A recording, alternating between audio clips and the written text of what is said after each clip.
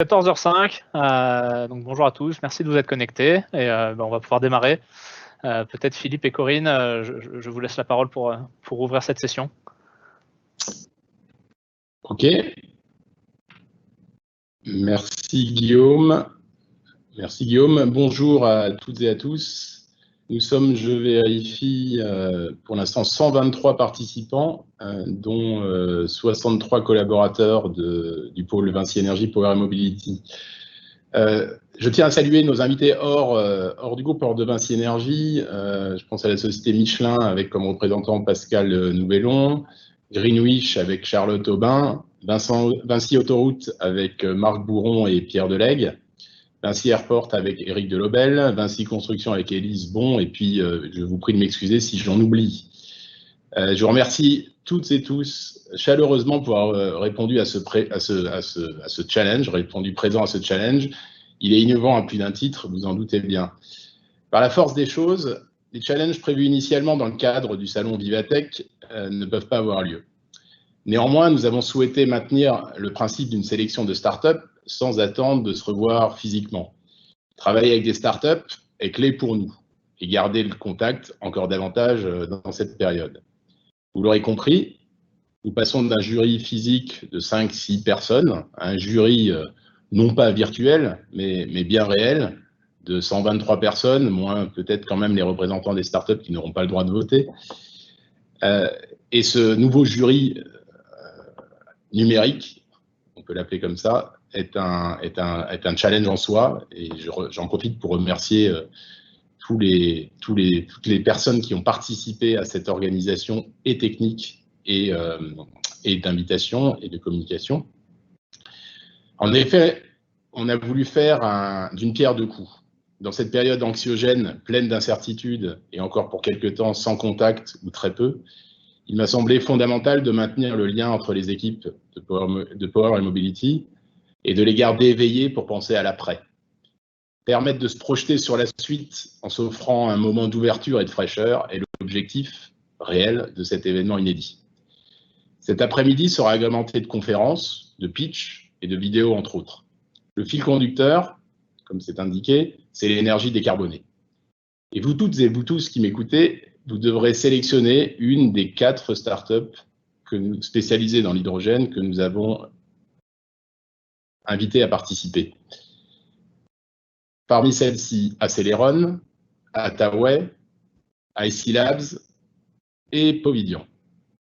Nous proposerons d'inviter la startup vainqueur à différentes manifestations chez nous, mais surtout à l'accompagner pour développer son business actuel, potentiel et à venir, pour nouer des partenariats privilégiés, pour devenir son client, pour trouver des niches de marché communes, bref, pour innover ensemble, thème de l'après-midi. Corinne, je te passe la parole.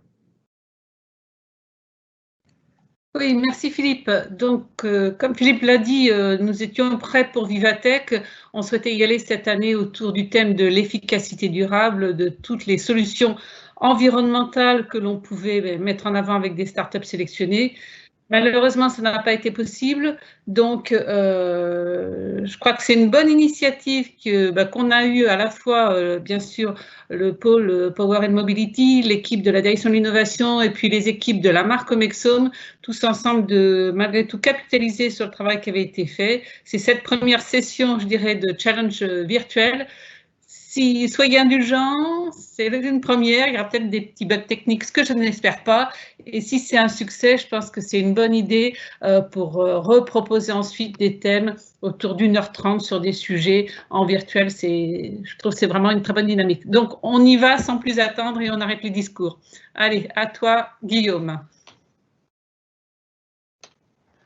Merci Corinne. Eh bien, rebonjour à tous puisque c'était ma voix qui vous accueillait. Donc, je suis Guillaume Jarlot, le responsable Open Innovation.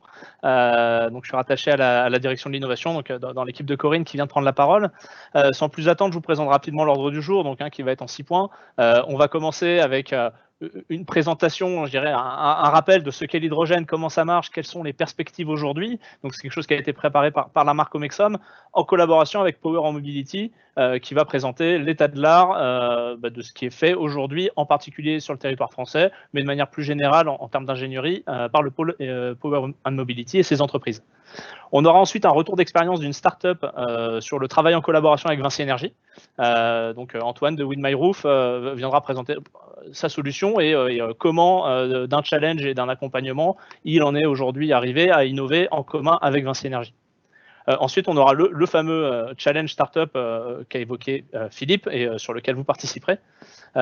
On a la chance d'avoir Clean Horizon, donc partenaire de Power and Mobility, qui va être présent pour présenter sa vision de l'intérêt de l'usage de l'hydrogène.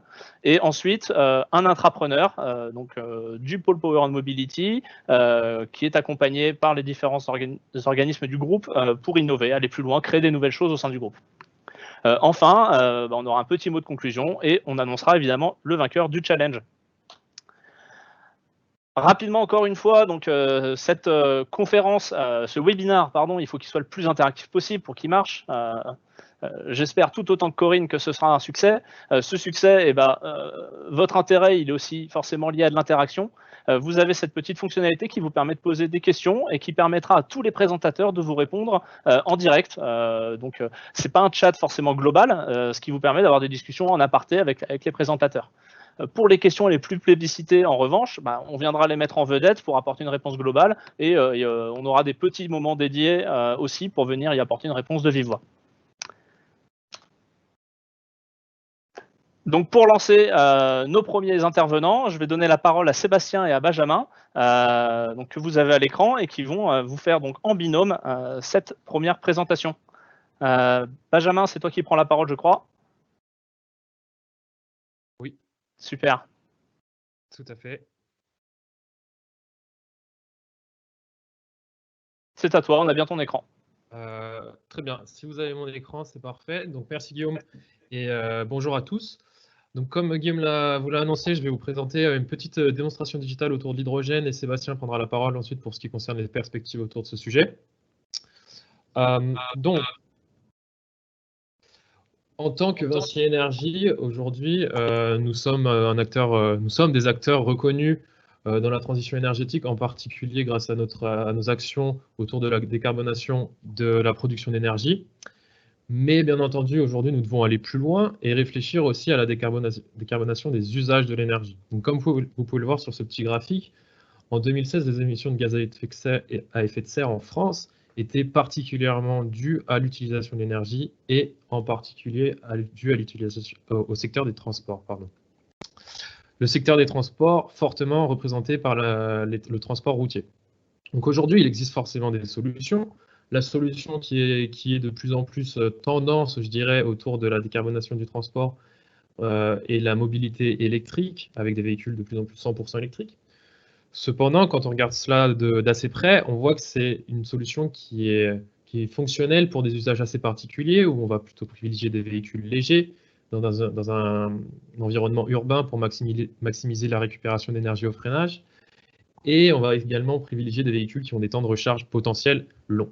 Donc la question aujourd'hui qu'on peut se poser, c'est comment, à partir de nos activités existantes, on peut capitaliser et construire pour aller plus loin dans la transition énergétique. Donc sans surprise, la solution aujourd'hui que nous voulons discuter concerne l'hydrogène.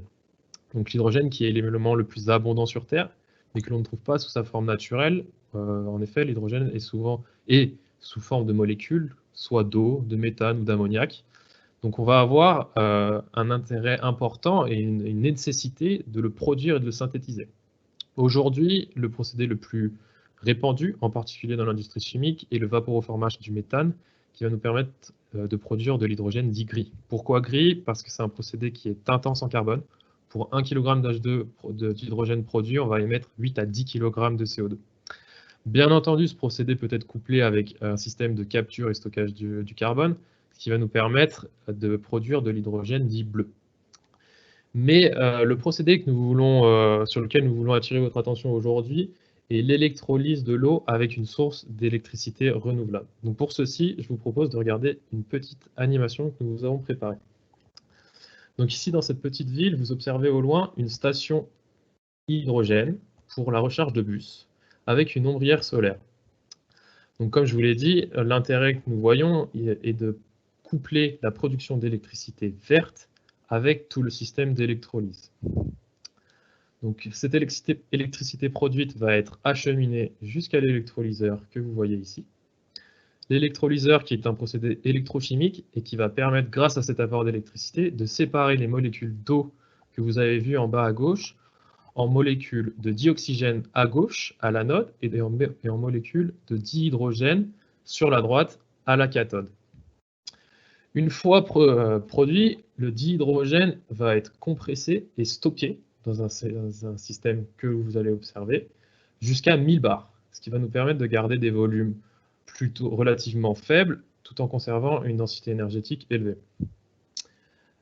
Lorsqu'on aura besoin de l'hydrogène, il sera tout d'abord refroidi à moins 40 degrés pour prévenir de la montée en température lors de sa détente et de son expansion dans le véhicule, et acheminé jusqu'au disperseur. Donc on va travailler sur une solution plutôt compétitive qui va offrir des autonomies longues et des temps de recharge relativement courts, ce qui est très intéressant pour l'usage. Donc dans le bus, l'hydrogène sera stocké à 350 bars ou 700 bars dans des voitures, et grâce à une pile à combustible, sera converti à nouveau en électricité pour alimenter un moteur électrique. Donc à noter que la pile à combustible va procéder à l'inverse de l'électrolyse que je vous ai présenté précédemment.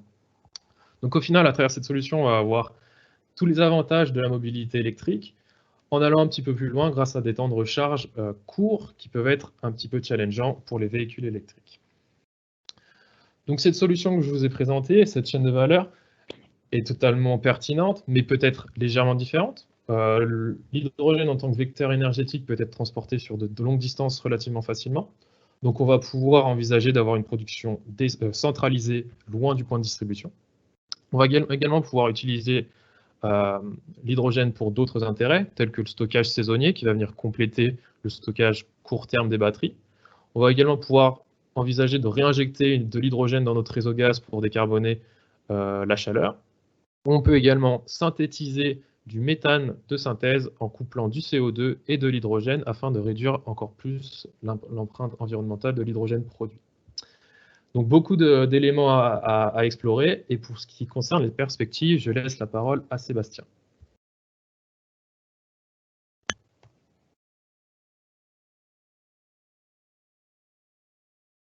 Merci Benjamin. En fait, chez Omexom, on observe depuis longtemps la naissance d'un vrai intérêt pour ce sujet. Et grâce à la force du groupe, à l'implantation et à la diversité de notre réseau, on peut aujourd'hui proposer plusieurs briques technologiques d'études qui vont contribuer au développement de la mobilité hydrogène, comme la capacité dans le développement de l'ingénierie des projets, en s'appuyant par exemple sur des compétences du pôle Power and Mobility, mais aussi dans d'autres entités de la marque Omexom et de Vinci Energy, à travers le déploiement d'unités de production qui vont être décentralisées pour la production d'hydrogène vert, avec des entreprises comme Omexom Solar and Wind ou une entreprise comme Advance Energy. La proposition de solutions compactes, telles que des solutions containerisées qui sont proposées aujourd'hui par Omexom Conversion and Storage. On a aussi la possibilité de créer du développement de contrôle commande qui vont être dédiés à ces applications, que sont les Battery Management Systems, les BMS, ou autres PMS ou EMS, qui sont des activités aujourd'hui développées par Zell Control Command. Et enfin, on a tout notre réseau de travaux associés au transport, au raccordement, que ce soit en eau, en électricité, ou même par la suite à la distribution en hydrogène, en s'appuyant sur le réseau local et national de Vinci Energy. Alors, il existe néanmoins là-dedans un challenge fondamental qui persiste, c'est celui de la rentabilité de ces projets de mobilité hydrogène. En effet, aujourd'hui, la capacité de production, mais aussi la capacité de consommation sont encore très souvent des questions ouvertes. Alors, on peut réaliser des économies d'échelle, bien sûr, si la production est importante. Néanmoins, du point de vue de la consommation, les véhicules hydrogène aujourd'hui sont encore très coûteux. On dit qu'aujourd'hui, un véhicule particulier coûte environ le double par rapport à un véhicule classique. Donc, il est difficile pour des professionnels ou même des particuliers d'investir fortement, et donc ça limite potentiellement la consommation. Du point de vue expérimentation, on a pas mal de choses qui sont en cours, que ce soit au niveau de la marque ou au niveau du groupe Vinci Énergie, au travers différents projets et même des appels d'offres qui sont en cours. Il y a même aussi des initiatives internes au groupe. On a tout d'abord un projet qui va démarrer, qui est un projet de station-service du futur, avec le projet TIGA de Rouen, qui est un projet qui consiste à implanter une station de recharge hydrogène verte qui permettra d'alimenter 3 bus hydrogène pour la métropole de Rouen. Autre projet qui est une initiative groupe qui est en phase de démarrage avec Vinci Autoroute sur un site à Toulouse à proximité d'un dépôt de bus de chez Tisséo. Avec le même principe, l'objectif est d'implanter une station de recharge hydrogène produite à partir d'énergie renouvelable et qui va permettre d'alimenter soit des véhicules patrouilleurs ou des véhicules utilitaires de Vinci Autoroute et en partage avec Tisséo, pourquoi pas partager cette production d'hydrogène avec la recharge des différents bus hydrogène que la métropole de Toulouse prévoit de faire l'acquisition. Autre appel d'offres en cours, qui est un appel d'offres lancé par la métropole du Tour sur une mission d'ingénierie qui consiste à identifier les différents acteurs de la filière hydrogène dans le but d'établir une stratégie de déploiement avec un accompagnement par la suite en tant que maîtrise d'ouvrage. Donc un appel d'offres qui intéresse fortement nos entités. Et enfin, dernière initiative groupe avec Lyon, l'aéroport de Lyon, Vinci Airport, qui là cherche à s'orienter vers une mobilité beaucoup plus verte, que ce soit pour ses propres véhicules en utilitaire, soit les bus, qui soient côté airside ou côté landside, et pourquoi pas non plus les fameux pushback sur la partie tarmac. Et enfin, dans un temps un peu plus lointain, la possibilité d'alimenter les avions en hydrogène. Donc on le voit, il y a de nombreuses réflexions et d'initiatives, tout ça, ça s'accélère. Et donc aujourd'hui, je dirais, c'est à nous d'être prêts à se positionner comme un acteur majeur de la solution hydrogène, que ce soit en mobilité ou autre. Bonjour à tous. Merci beaucoup Sébastien et Benjamin pour cette présentation et cette mise en image des solutions de production et distribution d'hydrogène. On a déjà des petites questions qui sont apparues sur la partie questions-réponses du live event. Donc, je vous les pose tout de suite, Benjamin et Sébastien, si vous pouvez y répondre. On nous demande qu'en est-il de la production d'hydrogène en milieu alcalin qui viendrait comme être démontré possible et qui limiterait les coûts de production. Alors, je sais qu'il y a plusieurs technologies différentes pour produire l'hydrogène. Peut-être Benjamin, si tu veux nous donner les grandes technologies et leurs avantages et inconvénients. Alors, au niveau des technologies, on a 3 grandes possibilités aujourd'hui, je dirais. Celle que je vous ai présentée, la technologie PEM, qui est Proton Exchange Membrane, donc avec une membrane échangeuse de protons, ce qui permet en fait de laisser circuler les ions H+ à travers une membrane, tandis que les électrons ne circulent pas, vont circuler dans le circuit. On a donc la technologie alcaline également, et on a une 3e technologie dite à haute température, qui est en cours de développement et qui nécessite le plus aujourd'hui, qui est peut-être le moins avancé en termes de technologie. Donc, à ma connaissance, aujourd'hui, la technologie la plus développée et la plus répandue au niveau de cette mobilité électrique est la technologie PEM, mais bien entendu, les développements futurs, comme le disait Sébastien, avec l'économie d'échelle qui pourra être réalisée, devrait permettre de voir émerger ces solutions, d'autres solutions à l'avenir et se répandre de façon peut-être à horizon 3-4 ans pour certaines de ces technologies, mais devrait à terme débarquer sur le marché. Ok, merci beaucoup Benjamin, c'était clair. Donc à nouveau, merci beaucoup à tous les deux pour ces propos introductifs. Pour ma part, je suis Antoine Debrov, je suis manager technique et innovation au sein de l'équipe de Marco Mexom. Et donc, avec l'appui de mon équipe, on cherche en permanence à identifier les solutions innovantes, les évaluer, les tester, les diffuser au sein du réseau des entreprises Omexom pour enrichir nos offres. Donc, on l'a déjà dit, Omexom, en tant que marque de Vinci Énergie qui est dédiée à la transition énergétique, a déjà pris une place importante dans le domaine de l'intégration des solutions de stockage d'énergie par batterie notamment. Omexom va d'ailleurs prochainement construire pour un grand client la plus grande batterie raccordée au réseau électrique en France pour une puissance de 25 MW et une énergie de 25 MWh. Et aujourd'hui, le challenge traite non seulement des solutions de stockage par batterie, mais également de l'hydrogène, et en particulier l'hydrogène d'origine renouvelable, l'hydrogène vert, qui est un vecteur énergétique plus jeune, moins mature, mais qui nous paraît tout à fait pertinent, et nous avons voulu prendre une place dans la chaîne de valeur de ce vecteur énergétique. Donc le prochain intervenant que nous allons recevoir est le cofondateur d'une start-up suivie et appuyée par Vinci Énergie et la marque Omexom en particulier depuis ses débuts.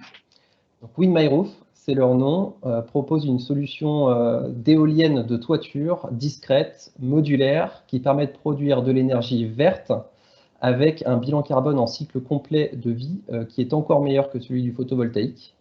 Et on a souhaité non seulement vous présenter cette start-up, mais surtout vous présenter à travers le témoignage d'Antoine Brichot, son cofondateur, démontrer l'intérêt commun que trouve une start-up comme WindMyRoof et le groupe Vinci Énergie en collaborant et en construisant des offres en commun.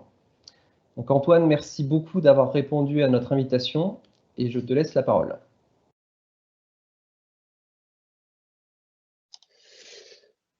Bonjour à tous, merci Antoine pour la transition. Effectivement, donc je vais vous présenter brièvement WindMyRoof, ce qu'on fait et comment on le fait. Et puis après, je reviendrai sur les prémices un peu de notre travail avec Vinci et aujourd'hui les pistes de développement en commun qu'on a en cours. Donc, pour rentrer dans le vif du sujet, donc nous, le point de départ, ça a été vraiment un peu dans la même démarche de trouver la brique manquante aujourd'hui sur la production d'énergie. Ce qu'on a vraiment identifié, c'est qu'aujourd'hui, on utilise beaucoup l'énergie solaire. On l'a vu précédemment sur les plans de stations-service du futur. Nous, on a identifié l'éolien comme étant une ressource qu'on pourrait exploiter localement pour produire de l'énergie sur les bâtiments. Et donc, on a mis au point cette éolienne de toiture, donc la Windbox, qui a deux grosses caractéristiques qui en font un objet intéressant. C'est que la première, ça va être la discrétion. On est sur une technologie qui est très discrète aussi bien visuellement qu'au niveau du bruit qu'elle génère, parce qu'il n'y a aucun bruit généré par la turbine. Mais également, en fait, elle est légère et modulaire, ce qui lui permet de s'intégrer parfaitement sur la toiture. L'idée, en fait, c'est vraiment d'équiper tout le bord de la façade d'un bâtiment pour récupérer les vents qui vont remonter le long de la façade et derrière produire l'électricité qui va être mise à disposition directement du bâtiment. Donc cette éolienne, elle permet de générer jusqu'à 1,5 MWh d'électricité verte et décarbonée chaque année, avec un impact, en fait, un coût carbone par kilowattheure qui est réduit de 75% par rapport à l'impact déjà faible en France et à plus de 95% dans le reste du monde. À quoi ça sert concrètement ? Le premier cas d'application sur lequel on a travaillé déjà avec Vinci il y a maintenant un peu plus d'un an, c'était un projet de recharge de véhicules électriques. On reste dans la mobilité. Et cette fois, en fait, c'était donc la ville de Béthune qui avait à disposition un parc de Renault Zoé qu'elle souhaitait recharger.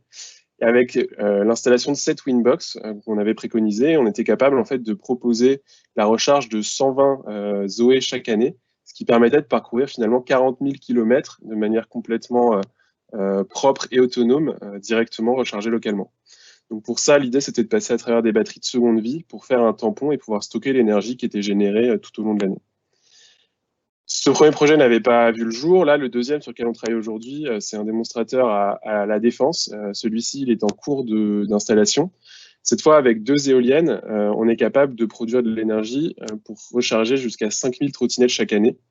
Trottinettes électriques qui seront directement rechargées en fait, au niveau du parvis de La Défense, sur la dalle, où là, en fait, on n'a pas les infrastructures réseau. Et donc, l'idée, c'est vraiment de produire une électricité qu'on va consommer localement avec un intérêt toujours dans la mobilité. En fait, plus généralement, finalement, on va être capable de produire de l'électricité sur tout bâtiment à toit plat, de la mettre à disposition directement. Et c'est un peu dans cette démarche-là qu'on travaille aujourd'hui avec notamment les équipes d'Omexom. Donc, tout a commencé pour nous. On a été lauréat du prix de l'innovation Vinci en challenge étudiant ça fait maintenant ça fait 2 ans, un peu plus de 2 ans et demi. Derrière, s'en est suivi 1 an d'incubation chez Léonard, où là, le projet a vraiment maturé. On a été au contact de toutes les équipes de Vinci, aussi bien construction qu'immobilier, qu'énergie. Là, ça nous a vraiment permis, en fait, de mettre en place ce business model, ce business plan, et de comprendre vraiment le besoin direct d'un groupe qui pourrait finalement être client de WinMyRoof. Et derrière, en fait, on a participé à un challenge de l'année sur Vivatech qu'on a remporté sur l'édition l'année dernière. Et suite à ce challenge, en fait, il y a eu justement des projets communs qui ont été lancés pour aboutir aujourd'hui donc à un cofinancement par Inerbiz, donc qui est le fonds de Vinci Énergie et donc en cofinancement avec aussi InnoEnergy, donc 2 experts finalement du marché de l'énergie, et qui vont nous permettre aujourd'hui de développer des projets en commun avec un véritable accompagnement, aussi bien sur la partie stratégique, côté fonds, pour Inerbiz, avec vraiment un pilotage de l'activité et de la manière dont on va monter ce projet pour en faire quelque chose de viable. On parlait tout à l'heure de rentabilité, c'est vrai que c'est aujourd'hui un gros challenge sur tout ce qui va être énergie renouvelable, et également sur la partie projet, puisque là, on bénéficie de l'appui des équipes de marque derrière, notamment Mexom, avec lesquelles on met au point en fait voilà, une espèce d'offre couplée où on va proposer en fait un pack de recharge pour du véhicule électrique au travers de solaire, d'éolien, de batteries de seconde vie. Et donc tout ça, c'est des développements qui sont en cours aussi bien de notre côté que du leur. Donc voilà, c'est dans cette démarche-là aujourd'hui qu'on travaille avec le groupe Vinci, pour vraiment mettre au point en fait l'offre la plus pertinente dans cette volonté d'avancer de manière intelligente et pas de proposer un produit qui serait pas forcément adapté. Donc là, c'est vraiment l'appui dont on bénéficie côté Vinci, aussi bien donc stratégique que projet opérationnel derrière. Et donc là, aujourd'hui, on travaille donc sur 2 projets avec les équipes, et on est en train justement de chercher les prochains, aussi bien en France que dans le reste de l'Europe. Voilà, je vous remercie, et je serais ravi de répondre aux questions si jamais il y en a. Merci beaucoup Antoine pour cette présentation. Donc, j'ai pas précisé en introduction que j'étais le point de contact entre le réseau Vinci Énergie et WinMyRoof. Donc si vous souhaitez faire des projets ou proposer la solution innovante des Winbox à vos clients, n'hésitez pas à vous rapprocher de la marque Mexom, de moi-même, et je serai en mesure de répondre à un certain nombre de questions avant de laisser la main, bien sûr, à Antoine Brichot et à ses collègues. Alors, on va maintenant passer au challenge à proprement parler, avec les présentations des 4 startups finalistes. Et je vous rappelle simplement l'objectif du challenge, hein, qui est d'identifier la startup qui répond, selon vous, à l'ambition de Vinci Énergie de participer efficacement à la décarbonation des usages de l'énergie grâce à l'innovation dans les domaines du stockage par batterie ou l'utilisation de l'hydrogène en tant que vecteur énergétique. Donc, la startup qui remportera le challenge aura la possibilité de participer à une réunion avec des chefs d'entreprise, directeurs de Vinci Énergie, pour identifier un cas d'usage et des perspectives de collaboration pour un véritable projet. Donc Guillaume, je te laisse la main pour démarrer le challenge. Ça marche, merci beaucoup. Donc d'abord, un grand merci à Attaway, à Celeron, IC Labs et Povidian d'être parmi nous. Je précise que c'est bien des finalistes, puisque ce challenge initialement était prévu dans le cadre de Vivatech, et qu'on a donc eu une sélection sur un peu plus d'une centaine de startups avant d'arriver à ces 4 finalistes. Comme je vous le disais, ou plutôt comme Antoine et Philippe l'ont introduit, c'est vous qui votez pour les vainqueurs. Donc on compte sur vous, c'est vraiment vous qui déterminerez le vainqueur. Pour cela, donc 2 possibilités, soit vous le faites au fil de l'eau, donc vous avez une petite fonctionnalité de vote, soit vous le faites à la fin des présentations startup, comme vous préférez, il y aura un petit temps prévu pour aussi. Ce qu'on vous recommande, c'est plutôt d'utiliser votre téléphone. Ça vous permet d'avoir l'écran d'une part et puis de voter avec votre téléphone d'autre part. Donc pour ça, vous lancez l'appareil photo du téléphone et vous pouvez scanner le QR code qui est en bas à gauche là. Si ce n'est pas pratique pour vous, dans l'onglet questions-réponses, là, vous avez la possibilité de cliquer sur un lien qui vous mettra exactement le même formulaire. Donc sur chacune des startups, vous allez avoir différents critères sur lesquels vous allez pouvoir estimer si soit vous n'êtes pas convaincu sur ce critère-là, soit vous avez plutôt un avis neutre. Soit ça vous a intéressé, voire critère 4, impressionné. Pensez bien à valider vos réponses à la fin de votre sélection. Donc, on vous a posé 5 questions sur lesquelles vous allez mettre ces critères. La première, c'est selon vous, est-ce que la startup est innovante? Est-ce que c'est quelque chose que vous avez déjà beaucoup vu ou est-ce qu'il y a une technologie innovante? En termes d'approche commerciale, est-ce que la proposition de la startup vous semble pertinente? Ensuite, en termes de complémentarité, donc que vous soyez collaborateur de Vinci Énergie ou que vous travaillez en tant que client de Vinci Énergie aujourd'hui, est-ce que vous trouvez que l'approche de la startup est complémentaire avec le contexte déjà existant? Et enfin, le ready to market, ça veut dire est-ce que ce que présente la startup aujourd'hui, c'est suffisamment concret pour qu'aujourd'hui vous vous sentiez capable de quasiment déjà lancer un projet sur ce sujet? Enfin, et forcément, votre feeling global par rapport à la présentation de la startup. Donc sans plus attendre, on va vite démarrer avec Accéléron. Donc d'abord, je vous demande d'être indulgent avec Neil puisque Neil est anglais. Ce sera la seule présentation en anglais aujourd'hui. Thank you again, Neil, for being among us today and for having the opportunity to pitch in English with us. And you have 5 minutes, so every pitch will be a 5-minute pitch. I tell you 15 seconds before the end. Donc tous les pitchs vont durer 5 minutes et je préviendrai 15 secondes avant la fin. So Neil, whenever you want, you can take the lead on the screen. Thank you again. Thank you for the opportunity to pitch to you. One of the key things that we wanted to raise today, so you can understand the technologies behind Acceleron, is the current battery challenge, the amount of waste that's being generated by lithium-ion batteries.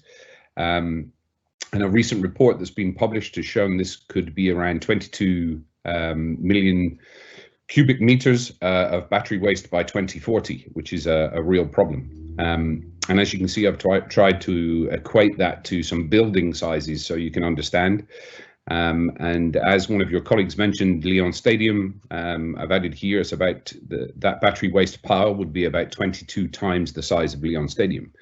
So there's a real problem that's facing us. And Acceleron, as a battery manufacturer, using innovative designs such as the one you can see here, designed fully maintainable, completely reusable batteries with advanced communications so we can understand how the battery is performing, what its life expectancy is, and basically manage the product from start to finish. This gives our products an extendable life because we can maintain and service the products while they're in the field or remove them from the field, maintain them and put them back in the field. So a very flexible battery solution that nobody else is doing at the moment, and it really does focus on the circular economy of the battery. A few of the key market segments that I think are very relevant to Vinci Energies. Really, it's just understanding the capability to design and build a battery for a particular purpose. So whether it's backup power, a UPS, energy storage, or mobility. Currently, our batteries focus on the upgrading and maintenance aspects of larger systems like data centers, telecommunications, and backup power. We utilize any of our older batteries and we take those back. We actually have a buyback scheme with our partners where we can take the battery back and we can repurpose it and give it a second life.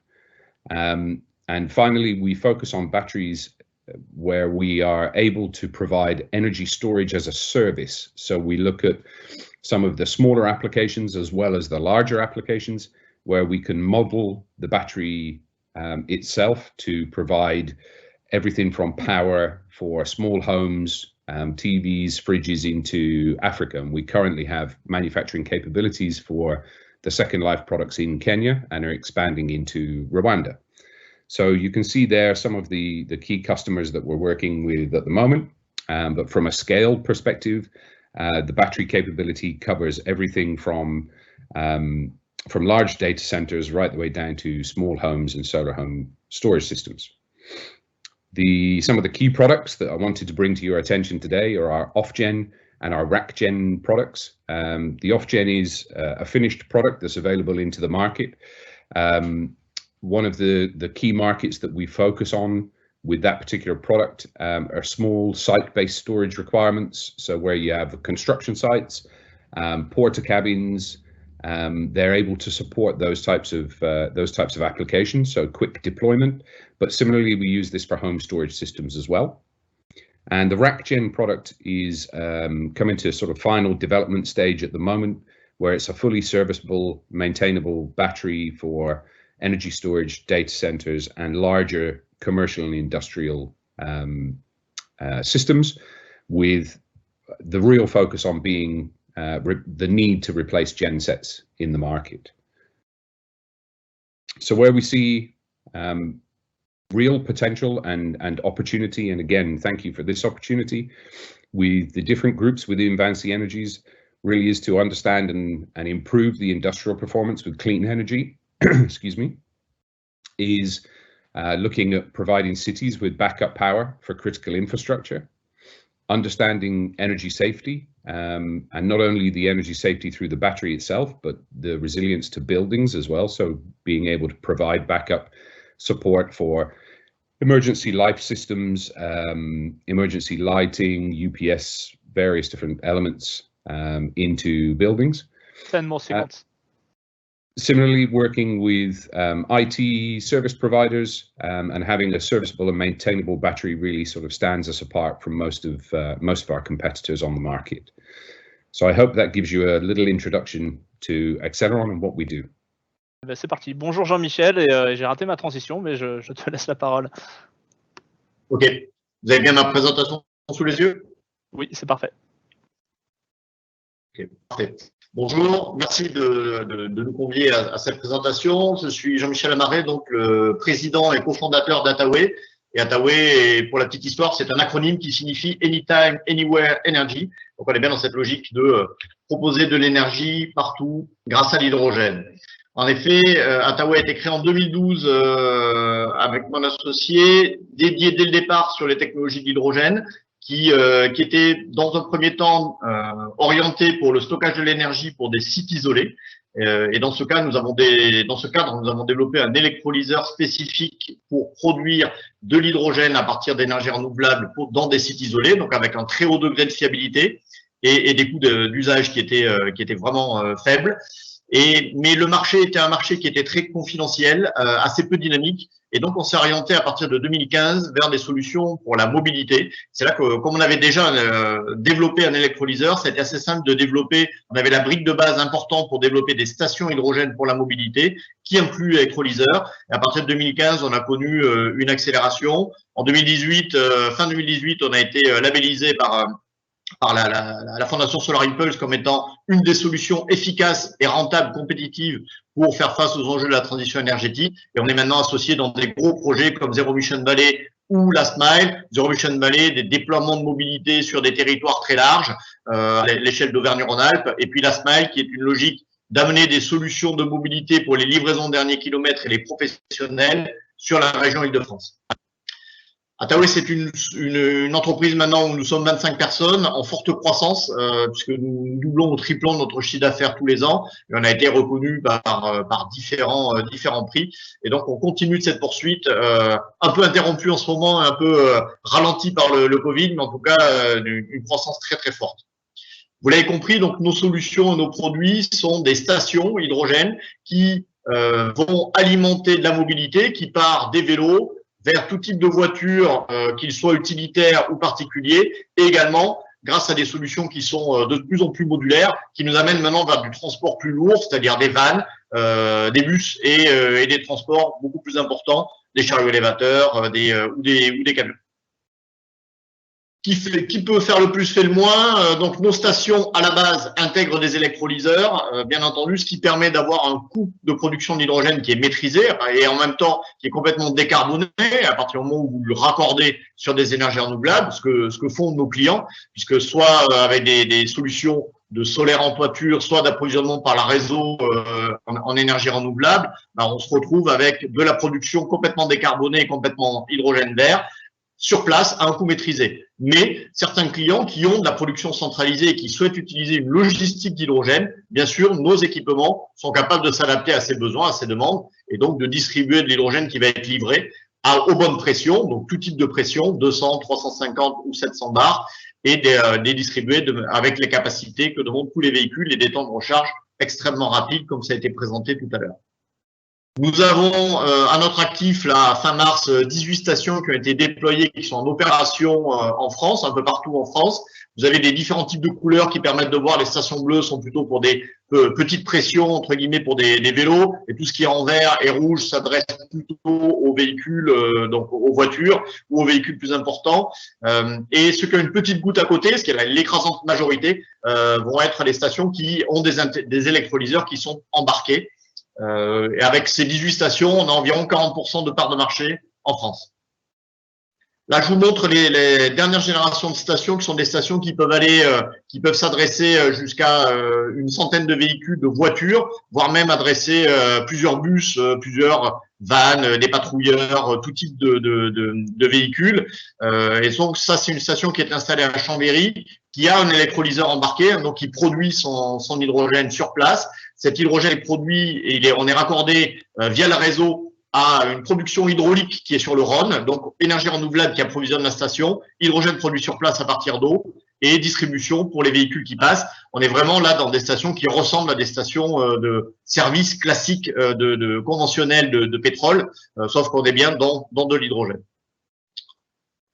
Le positionnement et la vision d'Attaway était depuis le départ quelque chose qui a été tiré par le besoin du client, c'est-à-dire qu'on ne développe pas des produits et derrière on verra bien à quoi ils servent, mais on s'adapte aux besoins du client. C'est pour ça que dès le départ, que ce soit dans la mobilité légère pour les vélos, où on s'est associé avec Pragma Industries pour proposer une solution de mobilité légère, et pas uniquement d'un côté des véhicules et de l'autre des stations. Donc on part du besoin du client, donc on va proposer ces solutions de vélo. Et derrière, on va être dans des logiques où on est là pour amorcer des flottes ou mailler des territoires. Les collaborations, bien sûr, sont vers développer du business avec vos clients ou avec vous sur les connexions au réseau et le génie civil, voire même vous aider à assurer la transposition de vos véhicules par rapport à vos usages. Je vous remercie. Merci beaucoup Jean-Michel. Donc c'était une présentation d'Attaway. Et on va maintenant donner la parole à Claire, qui est responsable des partenariats stratégiques chez IC Labs. Claire, tu peux prendre la main quand tu veux, tu as 5 minutes. Ok, donc bonjour à tous. Donc, je suis Claire Burtin, je suis responsable des partenariats chez IC Labs. Donc, chez IC Labs, nous avons développé une solution innovante de transport et de stockage de l'hydrogène. Donc, comme on a déjà vu précédemment, l'hydrogène est un élément clé de la transition énergétique. Pourquoi? Eh bien, parce qu'on va pouvoir le produire à partir d'énergies renouvelables et qu'ensuite, on va pouvoir l'utiliser pour décarboner de très nombreux secteurs. Donc, les secteurs dans lesquels on va pouvoir utiliser l'hydrogène, ça va être des secteurs aussi variés que la mobilité, donc à partir des voitures jusqu'aux bateaux, en passant par les trains, les camions et les bus. Mais aussi, l'hydrogène peut être utilisé dans l'industrie comme molécule ou dans la partie, on va dire, power, pour alimenter en chaleur et en électricité des bâtiments ou des villes. Et donc, c'est pour toutes ces utilisations que l'hydrogène est envisagé aujourd'hui comme une solution, on va dire, verte de fourniture d'énergie. Donc, un des éléments importants à savoir aujourd'hui, c'est que l'hydrogène, il est principalement utilisé dans l'industrie comme molécule de chimie, mais que, comme ça a été présenté, les applications à venir vont être plus orientées autour de la mobilité, donc de l'utilisation d'hydrogène comme carburant, mobilité et stockage et transport d'énergie. Donc ça, c'est des marchés qui vont être énormes, qui sont évalués autour de 250 milliards d'euros dans les prochaines années. Vous allez me dire, c'est super, mais pourquoi alors on n'a pas plus de solutions qui sont développées aujourd'hui autour de l'hydrogène? Pourquoi la mobilité hydrogène est aussi marginale aujourd'hui? Eh bien, la raison principale aujourd'hui, c'est parce que l'hydrogène est un gaz qui va donc être difficile à stocker et à transporter. Pour vous donner un exemple, on ne va pas pouvoir aujourd'hui stocker des tonnes d'hydrogène en centre-ville. Donc, par exemple, si on a une station-service en centre-ville, ça va être compliqué de venir stocker des grosses quantités d'hydrogène pour des raisons réglementaires, de sécurité. Et de même pour le transport, pour transporter l'hydrogène, on va être obligé d'utiliser donc soit du gaz haute pression, soit de l'hydrogène liquéfié, donc c'est-à-dire refroidi à moins 250 degrés, ce qui nécessite des infrastructures spécifiques qui sont coûteuses et techniquement difficiles à mettre en œuvre. Et donc, ce sont ces aspects donc, de stockage et de transport de l'hydrogène qui limitent aujourd'hui son utilisation auprès du grand public, donc pour tout ce qui est nouvelles applications, on va dire, de l'hydrogène, donc notamment la mobilité, notamment le stockage et le transport de l'énergie. Donc, chez IC Labs, on a développé une solution qui répond à ces problématiques de transport et de stockage de l'hydrogène. Donc, on a développé ce qu'on appelle un vecteur liquide d'hydrogène. Donc, on va venir stocker de l'hydrogène dans un liquide. Donc, notre liquide s'appelle hydrocyle. C'est une molécule spécifique qui est liquide à température et à pression ambiante. Donc, c'est-à-dire qu'on va pouvoir le transporter et le stocker comme n'importe quel liquide. Et on va pouvoir utiliser les infrastructures classiques de transport des carburants qui sont utilisés aujourd'hui, par exemple, pour transporter les produits pétroliers. Une autre caractéristique de notre liquide, donc du fait qu'il est liquide, donc plus facile à manipuler, c'est aussi sa très forte concentration, densité en hydrogène. Donc, on est 7 fois plus dense en hydrogène que la haute pression à 200 bars, ce qui est la solution utilisée aujourd'hui principalement pour transporter l'hydrogène. Donc, ça veut dire quoi? Ça veut dire que pour un camion rempli de notre liquide, on transporte autant d'hydrogène que dans 7 camions à haute pression. Et donc, avec en plus les avantages liés à la sécurité et à la facilité d'utilisation. Donc, notre solution s'intègre parfaitement dans la chaîne de valeur de l'hydrogène. Donc, en première étape, donc c'est l'étape A, on va venir se greffer à proximité d'un site de production d'hydrogène décarboné, donc via électrolyse, où on va venir prendre la molécule d'hydrogène et la charger dans notre liquide. Une fois que l'hydrogène est chargé dans le liquide est complètement stable et sans danger. Donc, on va pouvoir transporter l'hydrogène, comme je disais, très facilement en utilisant la logistique, les infrastructures déjà utilisées aujourd'hui pour les carburants. On va pouvoir le stocker pendant des longues périodes. Et une fois qu'on a effectué cette partie de transport et de stockage, on va le livrer à l'utilisateur final, donc qui va pouvoir être soit une station-service, soit un site industriel qui a besoin d'hydrogène, soit une zone de stockage intersaisonnier d'énergie, par exemple. Et donc, on le stocke sous forme liquide. Et une fois qu'on a besoin de l'hydrogène, par exemple, pour venir recharger le véhicule, on va venir extraire l'hydrogène de notre vecteur liquide pour pouvoir l'utiliser dans les différentes applications. Donc, aujourd'hui, IC Labs, notre business model est basé sur le licensing. Donc, l'idée, c'est de fournir des licences d'utilisation de notre technologie, puisque nous développons principalement de la propriété intellectuelle. Et donc, l'idée, c'est de venir proposer des licences d'utilisation aux différentes personnes impliquées dans cette chaîne de valeur de l'hydrogène. Donc, on est déjà impliqué dans des partenariats. Donc, l'idée ici, c'est de vous montrer un peu comment on va pouvoir collaborer ensemble sur les différentes parties de la chaîne de valeur aussi. Donc, sur la partie production d'hydrogène, l'idée, c'est qu'on travaille avec des clients et des acteurs industriels de l'énergie qui vont produire de l'hydrogène et qui vont avoir besoin d'une solution pour le stocker et le transporter. Et le livrer à leurs clients, donc ceux qui sont dans la partie Encore 5 aval. secondes. Donc, en partie aval, on peut travailler avec les utilisateurs finaux de l'hydrogène, qui vont être, par exemple, des industriels de la mobilité, des métropoles, etc. Et on peut travailler aussi avec des acteurs sur l'intégration globale de la chaîne. Merci beaucoup, Claire. Merci. Je suis sûr qu'il y a plein de questions sur le fil. Continuez à en poser. Les start-upers vous répondront à l'écrit. Et je rappelle qu'on posera une question par start-up de vive voix à la fin, celle qui reviendra le plus. Et donc, c'est maintenant le tour de Povidian avec une présentation de Jean-Marie. Jean-Marie, je te laisse la parole. Tu as 5 minutes. Bonjour, merci à tous. Est-ce que vous m'entendez bien et que vous avez mon document en écran? Oui, c'est parfait. Donc, bonjour, je suis Jean-Marie Bourget, le fondateur et président de Povidian, ce qui veut dire Power in All Meridians. Alors, d'où on vient rapidement? On est une spin-off du groupe Airbus. On a un certain nombre de brevets sur nos technologies et on a eu le prix prestigieux de la COP21 lors de cet événement. Qu'est-ce que l'on fait? Povidian, c'est Power in All Meridians et on a la capacité d'utiliser le vecteur hydrogène pour faire du stockage et délivrer de l'énergie un peu partout dans le monde sur des sites isolés à partir d'énergie renouvelable. Alors très rapidement, notre ADN, nous on est intégrateur, on ne développe pas du tout de technologie, de piles, d'électrolyseurs, de batteries, on les achète, on les qualifie et puis on les intègre, on développe beaucoup de logiciels. notamment des systèmes d'énergie management, mais aussi de l'intelligence artificielle pour mettre tout ça en musique. Et on fait des designs pour le client et sur vraiment les besoins du client, et on est capable de délivrer le système complet, de faire la maintenance, de la mettre en service, etc. Donc on utilise des énergies renouvelables qui sont intermittentes, comme vous le savez. Donc on a plusieurs choix pour faire du stockage quand vous avez effectivement pas d'énergie, notamment dans les pays où il y a des saisons marquées. L'Île-de-France, par exemple, vous avez des saisons où pendant plusieurs semaines, vous n'avez pas d'énergie. Et il y a aussi ce cas dans plein de pays du monde et des sites isolés, notamment en France, en Guyane, à La Réunion, etc.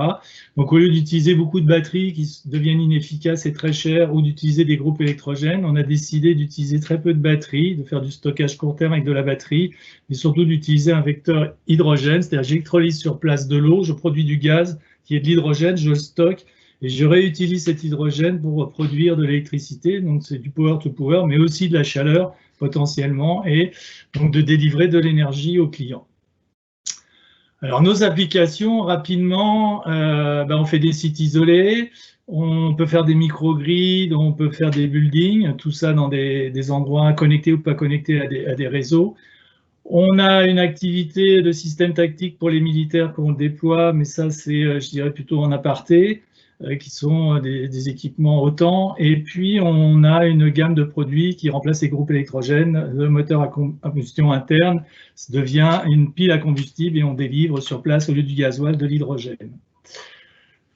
Pour travailler, on a un outil qui est indispensable pour déployer nos systèmes. C'est une grande plateforme à Tours, notre centre de R&D, où on a 2000 m² avec 70 kW de panneaux solaires qui nous permettent d'être autonomes, nous, et d'utiliser notre concept, mais aussi de faire les recettes, mettre en service nos équipements, de montrer aux clients tout ce que peut avoir. Et donc, c'est un vrai outil de travail et de maintenir nos systèmes en vie. Alors, quelques applications depuis qu'on a commencé en 2015. Le refuge du Palais, qui fonctionne depuis 15 ans, altitude 2600 mètres, donc non accessible. On produit de l'énergie 24 heures sur 24 pour toute la saison d'été et aussi pour l'hiver. Même chose, mais là, un peu plus loin, c'est pour l'EDF, client prestigieux, Cirque de Mafat. On a réalisé un vrai microgrid reliant plusieurs bâtiments qui permet d'avoir de l'électricité toute l'année et d'éviter ces 2 à 3 mois de période très nuageuse où les batteries ne suffisent pas.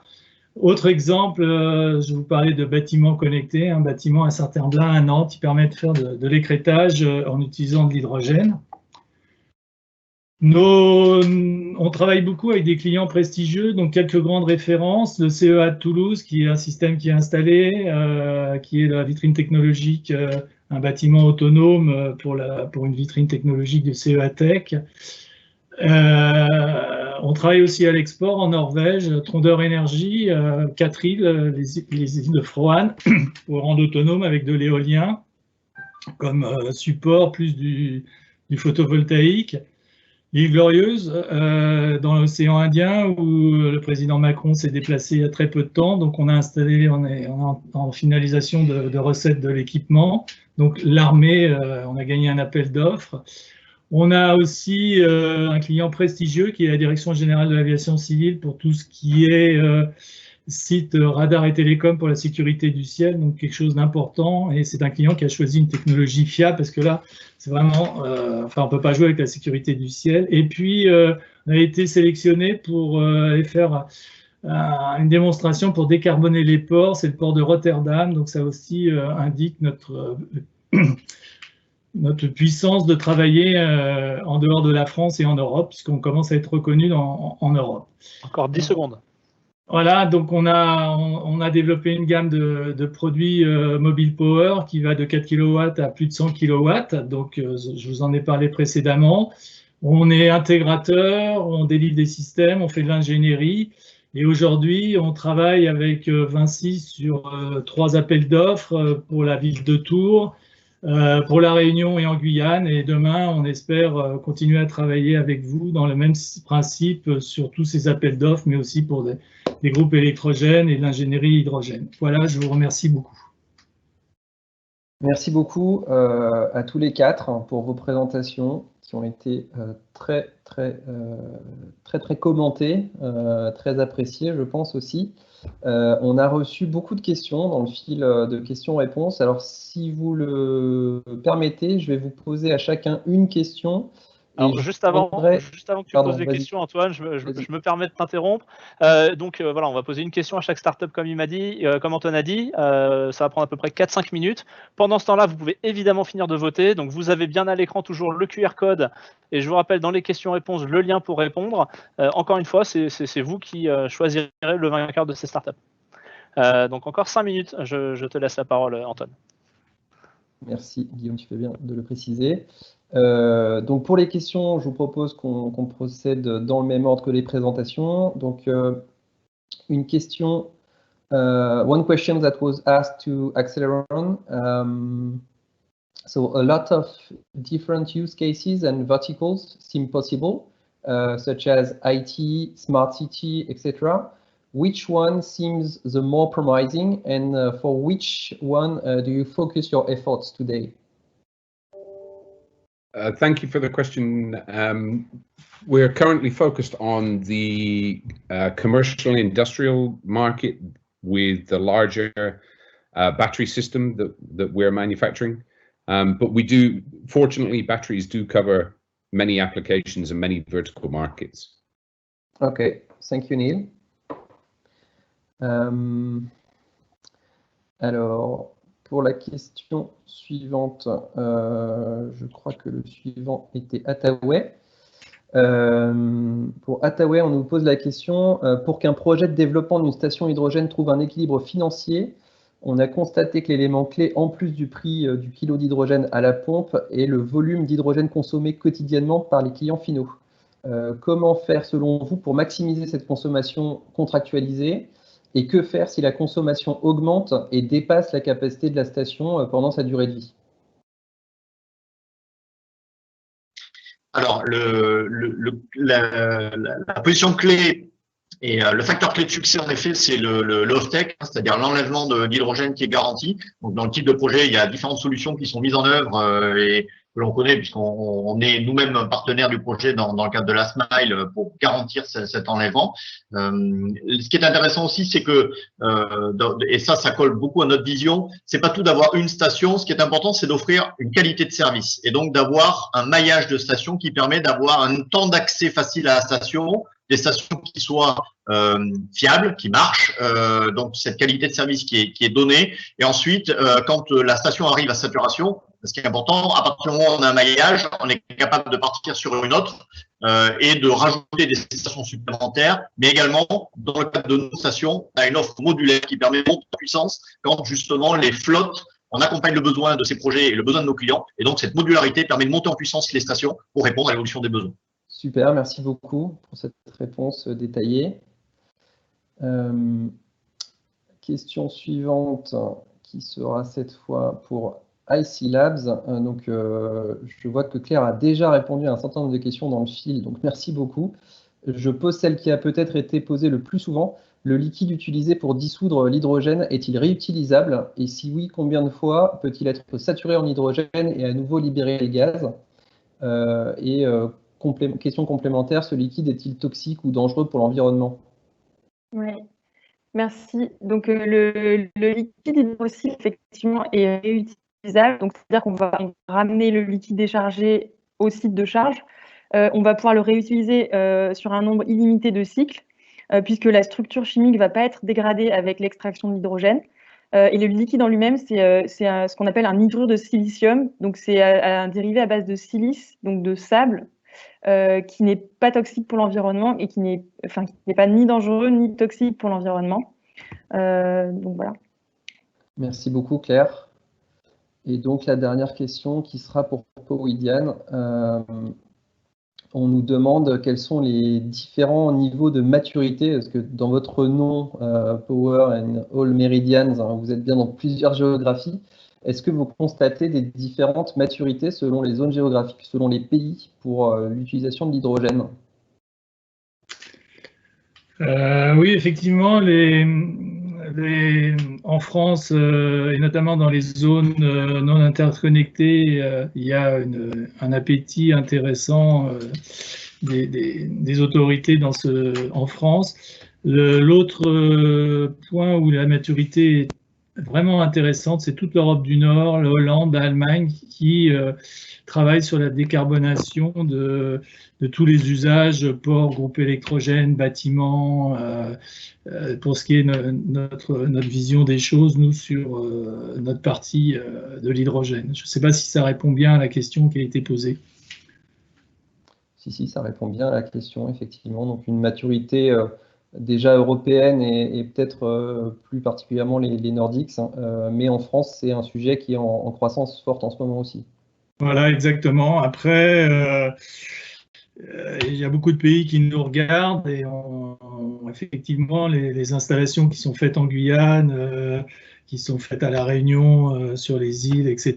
Il y a beaucoup de gens qui regardent. La Norvège s'est engouffrée derrière, mais je pense qu'il y a d'autres pays, notamment en Asie, qui sont très preneurs et regardent un petit peu la maturité technologique. C'est-à-dire que nous, on a déjà des sites qui fonctionnent depuis 5 ans ou 4 ans avec l'EDF, donc c'est des vrais retours terrain. Et là, c'est intéressant pour ces pays-là, quoi.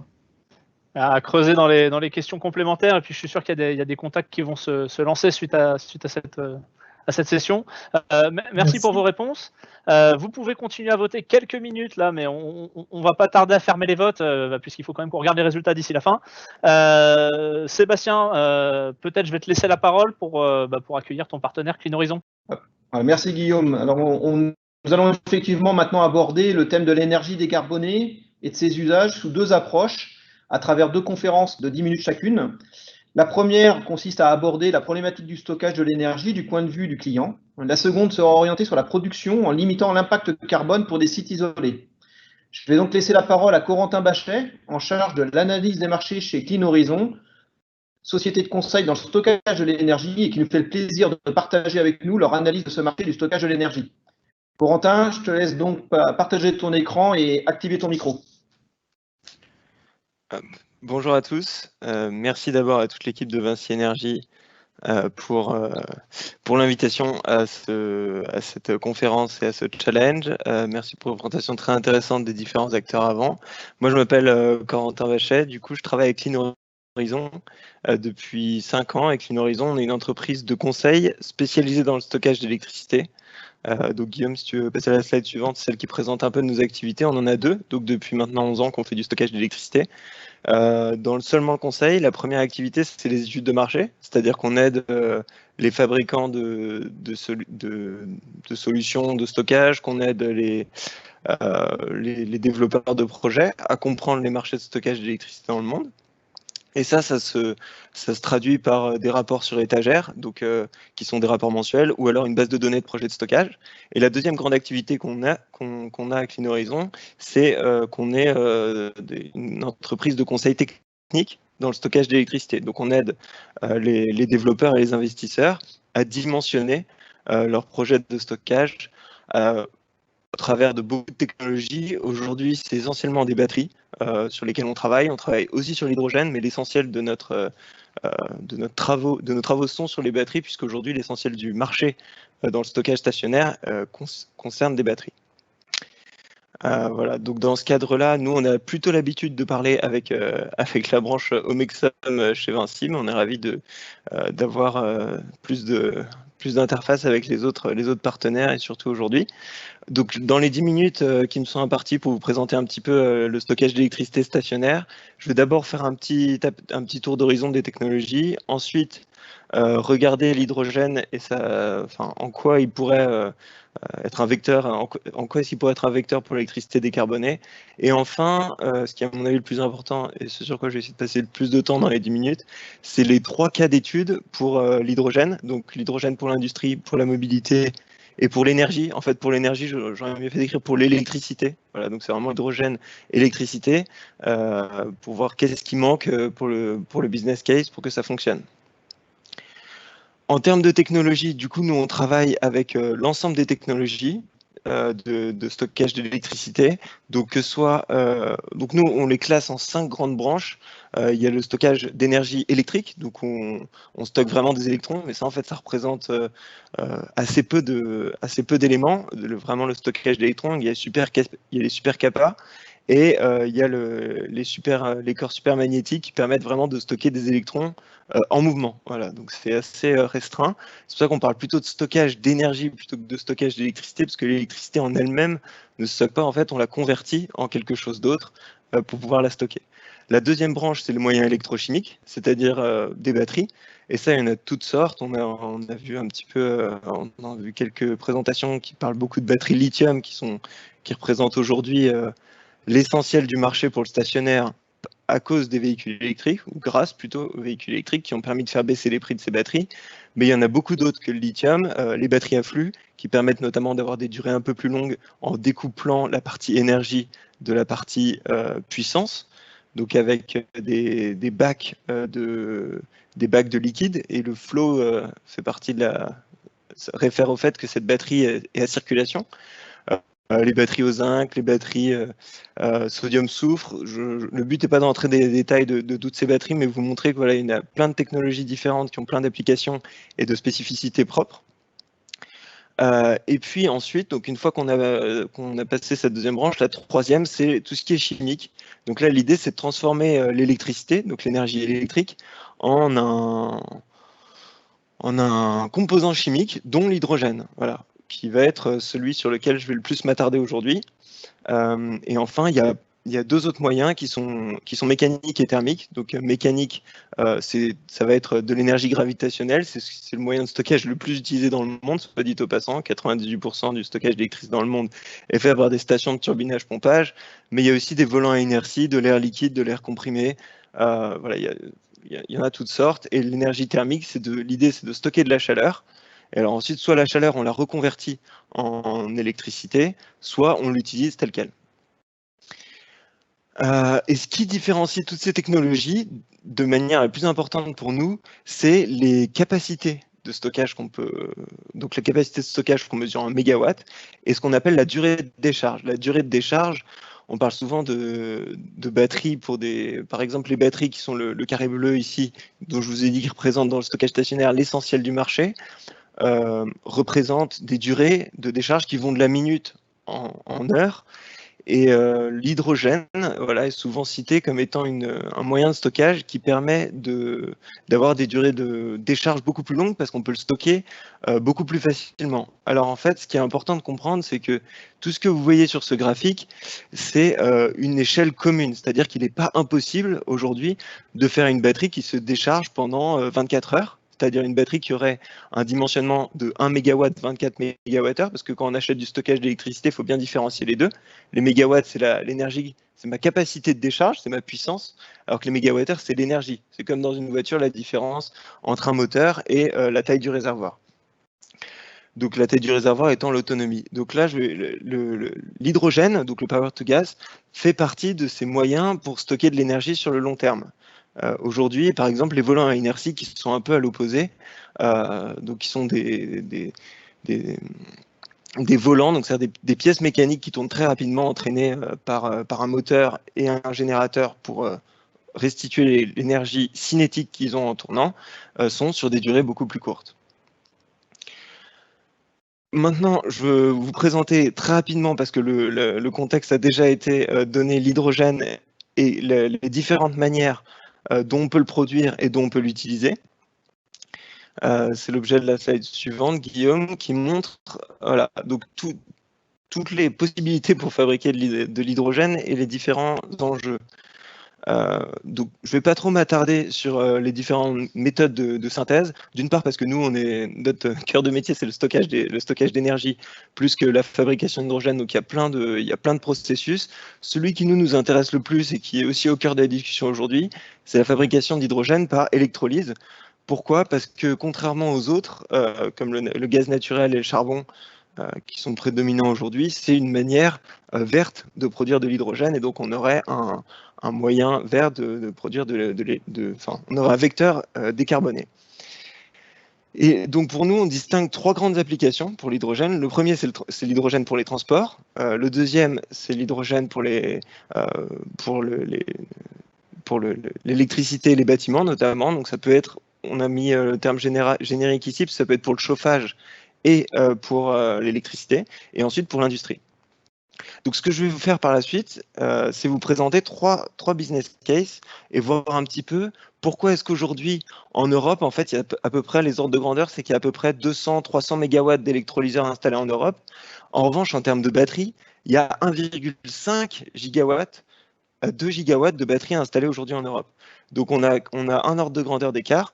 Comment est-ce que ça s'explique? Eh bien aujourd'hui, c'est parce que dans ces 3 cas d'études que je vais vous montrer, l'hydrogène a encore besoin de subventions pour être totalement bancable dans la plupart pour le grand marché. C'est-à-dire qu'il y a beaucoup de business cases qui fonctionnent. On en a vu un peu plus tôt avec certaines entreprises dans des cas très isolés, mais qui sont aujourd'hui encore assez rares et pas aussi développés que pour les batteries, par exemple. Donc je vais commencer par l'industrie. Et je vais vous montrer ce graphe qui est assez intéressant dans la mesure où il vous montre le prix de fabrication d'abord de l'hydrogène par vaporéformage du méthane, donc ce qu'on appelle SMR, Steam Methane Reforming. Et on voit qu'en gros, le prix du coût, ce qu'on voit en rouge, la ligne en bas, c'est le coût de fabrication de l'hydrogène par SMR. Et ce que vous voyez dans l'intervalle orange, entre 2 € et 3 € du kilo, c'est le coût de l'hydrogène vendu, c'est le prix de l'hydrogène vendu par SMR, l'intervalle de prix. Et avec donc les coûts de transport, tout ce qui peut être inclus dans les prix aujourd'hui. Donc la question pour avoir de l'hydrogène vert bancable, c'est comment fait-on pour être moins cher que cet hydrogène fabriqué par vaporéformage. Et ce que vous voyez en vert et en bleu, c'est les coûts de fabrication de l'hydrogène par électrolyse de l'eau. Et donc on a pris 2 technologies, les hypothèses sont un peu plus bas pour les prix, mais en gros un électrolyseur aujourd'hui représente à peu près 800 € du kilowatt. Donc en utilisant un certain nombre de données, on arrive à estimer le prix de fabrication de l'hydrogène avec différentes technologies. Et donc l'essentiel, le message clé de cette slide, c'est que pour être compétitif avec le vaporéformage, ce qui est crucial, c'est d'avoir de l'électricité pas chère. À 15 € du mégawattheure, c'est en gros le record européen du PPA, donc de l'énergie vendue la moins chère en Europe, au Portugal. Et à 40-50 € du mégawattheure, c'est à peu près le prix moyen auquel s'échange l'électricité. Voilà, donc c'est ça qui est. Donc pour être sérieux dans l'hydrogène aujourd'hui, il faut trouver de l'électricité pas chère. Pour être sérieux, les acteurs sérieux qu'on voit dans l'hydrogène vert, la question clé, c'est de trouver de l'électricité pas chère. Maintenant, je vais passer à la deuxième application, qui est les flottes de véhicules.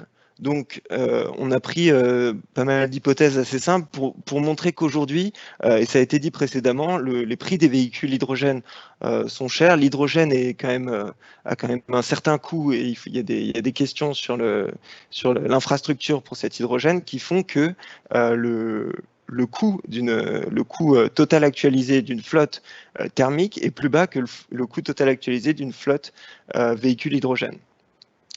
Et donc, aujourd'hui, il faut des subventions ou des initiatives de l'État pour que ceci soit bancable. Ça pourrait changer dans le futur. Voilà, donc ce qui manque, c'est à peu près un tiers aujourd'hui, un peu moins d'un tiers du coût total du projet. Et je vais conclure avec le dernier cas, parce que j'arrive au bout du temps qui m'est alloué, mais qui est très intéressant, je vais peut-être déborder de 10 secondes, qui est maintenant pour l'électricité en elle-même. Je prends le cas d'un système qui est off-grid, donc hors réseau, qui a une batterie, du PV et un genset. Et à la slide suivante, je vais vous montrer, donc j'ai pas accès au réseau, je suis complètement off-grid. La question à laquelle j'essaye de répondre, c'est quel est le mix électrique optimum pour décarboner cette électricité sur ce petit réseau off-grid. Donc là, on a pris le cas de l'irradiance en Afrique, dans un pays en Afrique subsaharienne. Et donc, ce qu'on voit, c'est que tout à fait à gauche de ce graphe, je n'ai pas du tout d'énergie renouvelable, donc j'utilise uniquement une genset qui utilise du fuel lourd pour tourner. Et au fur et à mesure que j'augmente la contrainte de pénétration de renouvelables, l'optimum économique est de rajouter du PV, jusqu'à peu près 30%, seuil à partir duquel je satisfais toute ma demande à la demi-journée. Et à partir de ça, il faut commencer à mettre des batteries pour stocker l'électricité pendant la pointe de solaire de la mi-journée et en restituer le soir.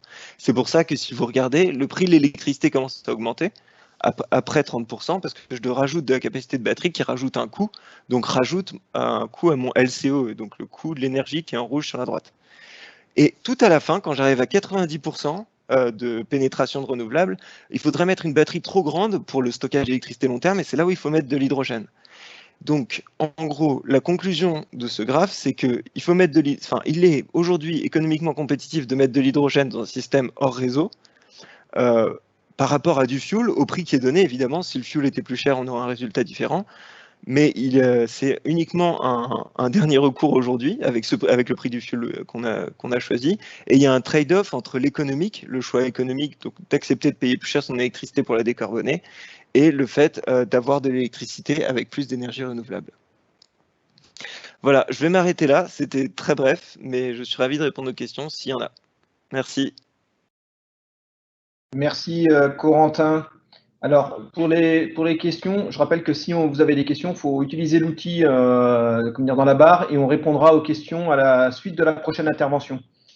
Et merci Corentin pour cette vision claire et précise et pour cette transition facile maintenant avec justement la présentation de Pierre-Jean, où maintenant nous allons nous orienter vers la production d'énergie et en particulier sur l'objectif de réduire au maximum le bilan carbone de production des sites isolés, comme les villages ou les bases-vie. Et nous allons accueillir donc Pierre-Jean Guichen, qui est donc collaborateur de la société Omexom Solar et qui est chef de produit IPO et qui va nous présenter donc une solution de production d'énergie multisource développée dans le cadre du parcours intrapreneur de Léonard. Donc il va nous dire quelques mots. À toi, Pierre-Jean. Donc je disais merci Sébastien. Donc je me présente, donc je m'appelle Pierre-Jean Guichenet, je travaille chez Omexom RE Solar et mon chef d'entreprise est Yves Daguin. Je suis spécialisé dans la construction des grandes centrales solaires au sol et je porte le projet IPO avec mon collègue Nicolas Martin-Granel. Et nous sommes appuyés par Alexandra Hausen, qui est responsable du pôle solar, et bien sûr par les équipes du pôle RE, ainsi que par l'équipe Léonard qui est dédiée au projet. Alors donc Léonard, pour ceux qui ne savent pas ce que c'est un dispositif de prospective et d'innovation du groupe Vinci. Les locaux de Léonard sont situés dans Paris intramuros. C'est un lieu de conférence et de rencontres. Il existe en sus un programme pour parcours intrapreneur que je suis, un programme qui structure un écosystème de start-up et également un programme de parcours pour l'intelligence artificielle. Je suis issu de la 4e promotion du parcours intrapreneur qui accompagne les nouvelles idées de business portées par les collaborateurs du groupe Vinci.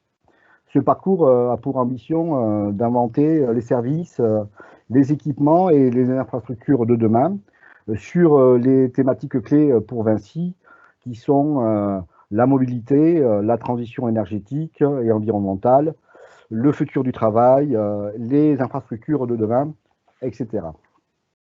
Comme je vous l'ai dit précédemment, le projet IPO est issu du parcours entrepreneur que j'ai porté d'abord en premier rang pour le faire intégrer donc chez Léonard. Il est aujourd'hui sorti de la phase d'incubation qui a duré 4 mois et nous sommes depuis en phase d'accélération depuis 2 mois. Cette phase, elle est importante parce qu'elle nous donne du temps et nous permet donc de le prendre et ça nous permet d'approfondir les études de marché que l'on veut adresser, sa taille, sa croissance, se positionner et connaître par rapport à la concurrence où nous nous situons, à une proposition de valeur, à nos futures alliances industrielles en ce qui nous concerne. Là, ça c'était la partie, je présentais la partie Léonard, voilà, et puis maintenant je vais présenter donc la partie IPO. Donc l'IPO, qu'est-ce qu'on fait? On conçoit, on fabrique, on vend des solutions de production électrique hybride en conteneur pour les installations de chantier, en site isolé ou pour les réseaux d'électrification rurale. Or, lorsque nous sommes pas connectés au réseau, nous utilisons massivement des groupes électrogènes. Ces groupes consomment tous, en général, des carburants d'origine fossile. Ils sont bruyants, coûteux, et ils rejettent beaucoup de gaz carbonique, du soufre, de l'ammoniac et d'autres importantes quantités de particules fines dans l'atmosphère. Nous proposons donc, en substitution ou en appui, des solutions d'optimisation hybride de notre conception, qui couplent une production d'origine solaire avec des unités de stockage par batterie chimique. Nous réduisons ainsi de plus de 60% la consommation de carburant, ainsi que les émissions de carbonées qui vont avec.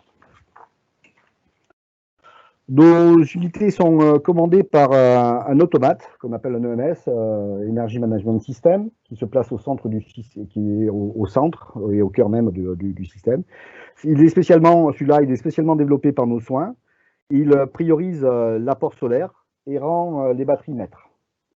Notre automate est configuré avec 3 modes de fonctionnement qui est prédéfini et qui en fait son originalité. Il embarque une intelligence artificielle. Il est conçu pour fonctionner en e-learning et sera demain, je l'espère, prédictif. Et c'est grâce à lui que nous pouvons dès aujourd'hui réduire le nombre d'heures de fonctionnement des groupes lorsque nous, bien entendu, nous avons l'énergie d'appoint comme le solaire. Alors nos solutions, elles sont pensées pour le mode standard. C'est la clé du futur développement de nos produits. La concurrence étant mondiale, nous devons maîtriser nos prix de revient et pour cela, nous comptons sur une production industrielle. De plus, nos produits sont faciles à installer sur le terrain, ils ne nécessitent pas de génie civil en particulier et ils se branchent les uns aux autres sous la forme du plug and play et sont rapidement opérationnels. Nos solutions sont pensées. Nos produits sont donc ils sont adaptés aux conditions difficiles, c'est une conception. Nous avons des performances techniques supérieures aux produits existants, car nous avons en free cooling des qualités de conception de ventilation particulières, et nous sommes capables d'adapter notre puissance en fonction de la demande de nos clients, ainsi que des EMS spécifiques. Alors, aujourd'hui, nous sommes en train de décrire notre catalogue et de le concevoir. Il propose donc une large gamme de solutions qui est adaptée aux différents besoins que rencontrent nos clients et nos prospects, en fonction de comment on peut se positionner et quelles sont les attentes que l'on nous demande. Alors, nous avons également créé et développé un calculateur optimisateur qui est unique. Et ce calculateur, il dimensionne le nombre et la puissance des groupes qui sont nécessaires et qui doivent être adaptés aux besoins du client. Il dimensionne au plus près le parc solaire, et là on voit bien au centre, on est absolument à plat, c'est-à-dire que là on est avec du 100% solaire. Il dimensionne également le parc à batterie, et ce qui est le plus intéressant, c'est qu'il compare les plages de consommation des carburants, et mesure et compare également les incidences carbone, qui nous en fait un outil absolument complet. Alors ici, on va prendre un petit exemple. C'est un exemple de chantier qui est un futur chantier de VCGP. C'est un chantier, c'est un barrage à Sambagalou dans l'est du Sénégal. Et donc, on a, avec notre simulateur, on a écrit la courbe de consommation en théorique et elle représente uniquement que pour 2 unités de base vie, la base vie chantier et la base vie d'habitation. On voit là à peu près 6 millions le besoin sur 3 ans, 6 200 000 litres. On le passe à notre simulateur et on va essayer de trouver avec le simulateur le bon compromis, un compromis prix. Et là, donc d'un côté, donc, vous avez l'ensemble du fonctionnement sur ces 3 années, côté gauche. Et côté droit, vous allez avoir donc 6 200 000 litres, l'apport solaire qu'on a réussi à trouver, optimiser. Et là, donc, nous pouvons, le groupe électrogène plus PV, ça fait 46,89%, excusez-moi pour les virgules, mais lorsqu'on en a 6 millions de litres, les virgules sont importantes. Donc, d'économie de carburant, ça fait une enveloppe budgétaire qui est libérée de 2,4 millions d'euros. et surtout un impact écologique de 7600 tonnes. Voilà, donc ici, je détaille à peu près l'installation, c'est-à-dire que ça libérerait le prix d'un achat d'une centrale PV de 2 300 000. Donc, sans mobiliser du CAPEX, on resterait uniquement que sur un mode d'OPEX, 3 ans rentabilisé. Et après, d'ailleurs, on a une centrale, on se retrouve avec une centrale qui fait à peu près 2 mégas 9, qui est en capacité donc de continuer sa vie et, au long terme sur plus de 3 ans. Voilà. Je vous remercie. Si vous avez des questions, bien entendu, je reste à votre entière disposition. Donc merci beaucoup Pierre-Jean, donc merci à toutes les participations. On revient donc à notre challenge, on va bientôt clôturer cet événement bien sûr, et peut-être Philippe et Antoine, je vais vous laisser la main pour annoncer le vainqueur et les résultats de ces pitchs. Antoine, je te laisse la main.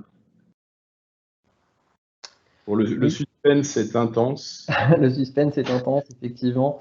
Donc, déjà, merci à tous pour votre participation. On a eu plus de 127 participants à cette conférence, 78 votants sur le challenge. Merci beaucoup d'avoir participé, d'avoir écouté attentivement et d'avoir apporté vos votes pour déterminer laquelle des 4 startups serait élue comme étant celle qui répond le mieux aux objectifs de ce challenge. Sans vous faire patienter plus, on va sans doute vous donner les résultats. Juste voilà, avant, vous dire que toutes les startups ont été bien notées. Il y a eu vraiment des points positifs qui ont été notés pour chacune. Le résultat est serré. Donc voilà, félicitations à tous et je laisse Philippe donner les vainqueurs. Le vainqueur. Le vainqueur. Alors, je précise simplement que le nombre de participants, c'est le nombre d'invités, donc vous n'avez pas les présentateurs, ce qui vous donne une idée du nombre de personnes ici. Donc le vainqueur. On peut déjà dire que c'est une réussite. Le vainqueur, peut-être qu'avant de répondre, parce que je suis en train d'ouvrir l'enveloppe et elle n'est pas encore arrivée dans mon bureau, ça ne pourrait tarder. Il y a eu tout un tas de questions et on n'a pas pu tous y répondre parce qu'on voulait tenir ce timing, qui est un timing serré pour garder du rythme. Donc on répondra, tous les intervenants répondront par écrit et vous transmettront les réponses, donc, ainsi que les présentations. Il y a aussi des questions, est-ce que les présentations sont disponibles? Oui, elles le seront. Musique. Donc la musique, Guillaume, t'y es arrivé? Non, peut-être pas. Eh ben, c'est pas grave. Donc, the winner is Povidian. Bravo à Povidian. Merci beaucoup. Je suis très fier. Ben, c'est sympa. Il y a plein de choses. Moi, je vais dire comme ça, il y a déjà du travail commun, mais on essaiera d'en faire plus encore ensemble. Les 3 autres, je tiens à les féliciter également. Là aussi, c'est pas parce qu'il y a un seul gagnant qu'il n'y a pas de collaboration possible avec les 3 autres startups. Donc évidemment, on reste en lien, on restera en lien et on essaiera de faire du business ensemble comme une évidence. Ouais. On va pour être précis avec Povidian. Alors je ne sais pas si tu veux ajouter un mot, Jean-Marie. Non, je suis très content. Nous, on est une petite boîte dynamique. On est parti en 2009 sur le sujet de l'hydrogène. On était complètement des extraterrestres. On y croit dur comme fer. On est convaincus et on recherche des grands groupes comme partenaires parce que vous avez accès à des marchés. Et nous, on peut pas on se défonce sur la technique, mais on a du mal après à aller sur des grands marchés parce que notre taille, elle fait qu'on ne peut pas y aller. Et donc, on a besoin de support et de gens qui nous accompagnent dans des grands projets où on peut apporter une brique et vraiment avoir un échange et être complémentaire. J'en suis convaincu depuis le début. Voilà, parfaitement. Donc, je propose évidemment qu'on mette en place un rendez-vous avec la direction de Solar and Storage du pôle, mais bien sûr avec la marque Omexom et la direction d'innovation de Vinci Énergie. Et puis, le top du top, ça serait quand même de le faire à l'ancienne, parce que c'est bien beau la techno, mais les rendez-vous physiques, c'est quand même plus sympa. Donc, on va essayer. On ne donne pas de date, mais on y croit tous très, très fort. Ouais, je suis d'accord avec vous. Je pense que c'est le moment de conclure. Avant ça, un petit message sur puisque c'était une manifestation inédite. Donc tout le monde a besoin de savoir comment vous avez perçu cette manifestation. Et il y a un petit questionnaire là encore, il y a un QR code. Je laisserai Guillaume expliquer plus en détail comment ça fonctionne, avant de laisser le mot de la conclusion à Corinne. Écoutez, exactement comme pour les votes, vous avez le lien dans l'onglet questions-réponses, vous avez le QR code, donc ça a été introduit là-dessus, hein, c'est la première fois qu'on essaye un événement comme ça. L'un des gros enjeux, c'était de respecter le timing, on va finir avec 10 minutes de retard. Bon, j'espère que vous nous en excuserez. Ceux qui avaient une réunion sont peut-être plus connectés. En tout cas, on compte vraiment sur votre retour et sur le fond de ce que vous avez pu voir. Est-ce que vous voyez des opportunités pour que ça engage des discussions, des échanges et des nouvelles offres derrière, mais aussi sur le format, hein, sur ce format d'événement, ce qui allait, ce qui n'allait pas. Est-ce que vous verriez d'autres thématiques qui pourraient être traitées? Donc voilà. On compte sur vous. Merci encore à tous les participants. Merci aux startups. Thank you a lot, Neil, too, for your presentation in English. Honnêtement, les votes étaient très serrés. Il y en a eu aussi pendant la conférence. Les conférences étaient de qualité. Moi, j'ai reçu plein de messages qui n'arrêtent pas de le dire. Donc, vraiment un grand merci à tous. Et Corinne, je ne sais pas si tu es encore là pour le mot de la fin. Sinon, oui, Philippe, je suis encore là. Oui. Super. Simplement pour dire bravo à toutes les startups, je rebondirai sur ce qu'a dit Philippe. Effectivement, bon, le format, c'est qu'il y ait un gagnant, mais je crois que vraiment tout était de très bon niveau et je pense qu'on a des choses à faire avec l'ensemble de ce qui nous a été présenté, très intéressant. Et bravo à toute l'équipe, ça a été un gros boulot, je sais, pour faire tout ça. Et cette première session, pour ma part, je trouve que c'est une réussite, mais je ne veux pas influencer le retour des questionnaires. Donc, s'il vous plaît, effectivement, si vous avez apprécié cette session, soyez sympa, renvoyez-nous vos commentaires, vos idées d'amélioration et je pense qu'on pourra refaire des formats de ce type. C'était très intéressant, très fluide. Et ça n'a pas été pesant de rester 1h 3/4 et non pas 1h30 devant son micro. Voilà, allez. Bon week-end du 1er mai à tous et j'espère qu'on se verra bientôt, effectivement, un peu plus de façon rapprochée. Au revoir. Au revoir, merci. Merci, au revoir. Merci beaucoup, au revoir.